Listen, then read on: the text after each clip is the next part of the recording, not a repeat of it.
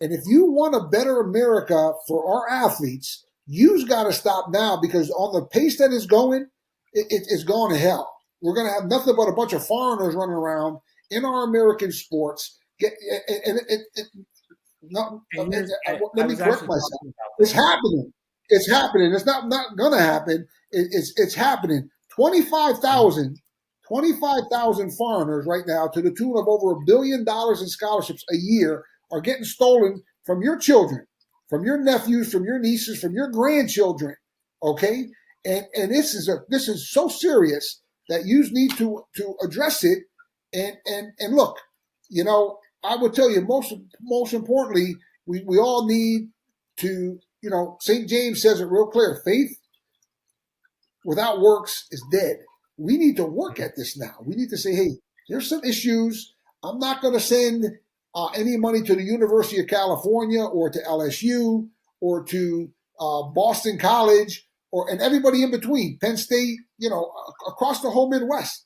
And you're not going to do it for the reasons that we're talking about. Andrew and I are doing this, man. We love our American athletes, and we want it to stop like now. Okay, I had this conversation this weekend actually, and we were saying how neither one of us, we're not big government people. I'm not someone who's going to tell you to come in and we need more government to regulate this, and that's the only way it's ever going to get fixed. That's not how it's going to work, because there's just another layer of corruption that's going to come in when you do that. But there needs to be something that regulates sports and money and the influx of money. And the answer, Andrew, the Cleveland. Go ahead. The answer is Cleveland Browns. Look, yeah. No, the answer is that we need to regulate it as consumers. You need to regulate yourself and say, you know what?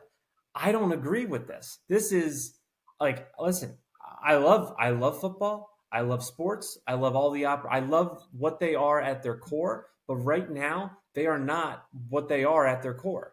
It's an exacerbated situation that is just continuing to spiral out of control to the tune of $700 million contracts.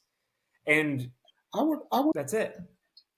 I would tell you, Andrew, I would say from a governmental perspective that the Cleveland Browns and the Green Bay Packers are a prime example that in professional sports it can work. Okay. And I would say that, it's very clear they have monopolies, and this is an antitrust issue. I told you on another show, I was part of that. Donald Trump, the current president of the United States, Donald Trump, won, and the USFL owners won an antitrust lawsuit against the NFL. And the federal court ruled that they are a monopoly, but they only awarded $1. $1 they awarded in damages.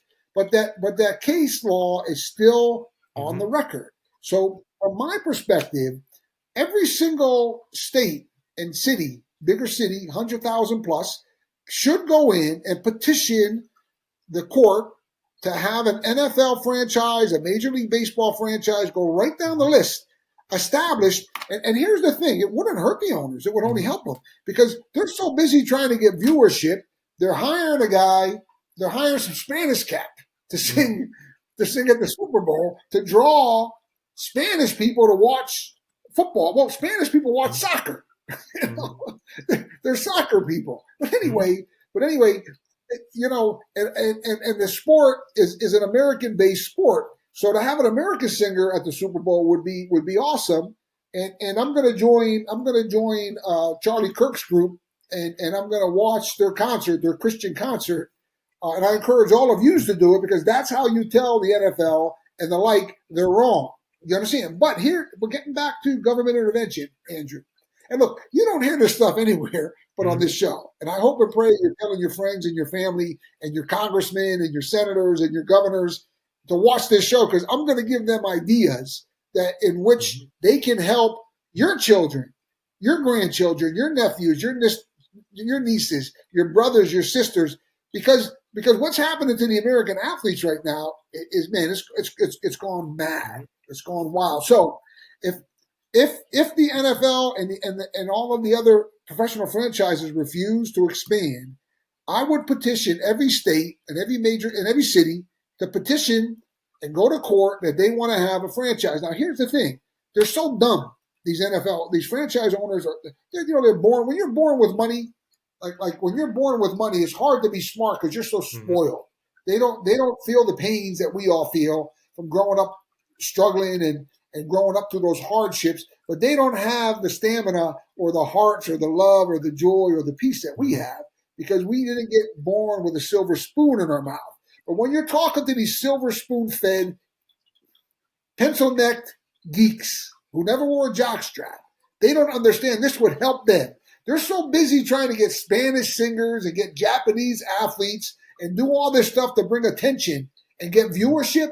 If you get 30 more teams, because it's all about the eyes, if you get 30 more states to have a professional franchise in all of those sports, what are they all going to do? They're all going to be more interested. They're going to be more enticed to participate and to watch. They're going to have more fanfare. You're going to have more kids and their parents and their grandparents and their wives and the players watching. It would have such a positive impact on the professional franchises that they're so greedy.